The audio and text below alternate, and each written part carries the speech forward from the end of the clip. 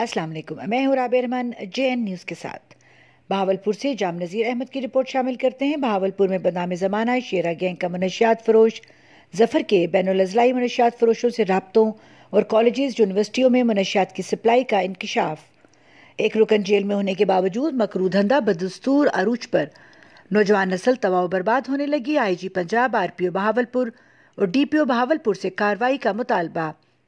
تفصیل کچھ یوں ہے کہ بہاولپور کے قومی اور لوکل اخبارات میں خبروں کی اشاعت پر تھانہ صدر نے شیرا گینگ کے ایک رکن منشیات فروش نعمان مدنی کو بھاری منشیات سمیت گرفتار کر کے جیل بھیج دیا، مگر پیچھے اسی گینگ کے ایک رکن ظفرا نامی منشیات فروش نے انت مچا دی۔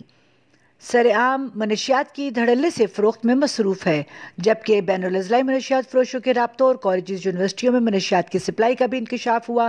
ظفرا منشیات فروش مختلف گیسٹ ہاؤسز، کالجز اور یونیورسٹیوں میں آئس، پاؤڈر اور شراب سپلائی کرنے میں مصروف ہے اور نوجوان نسل کو منشیات جیسی لعنت لگانے میں مصروف ہے۔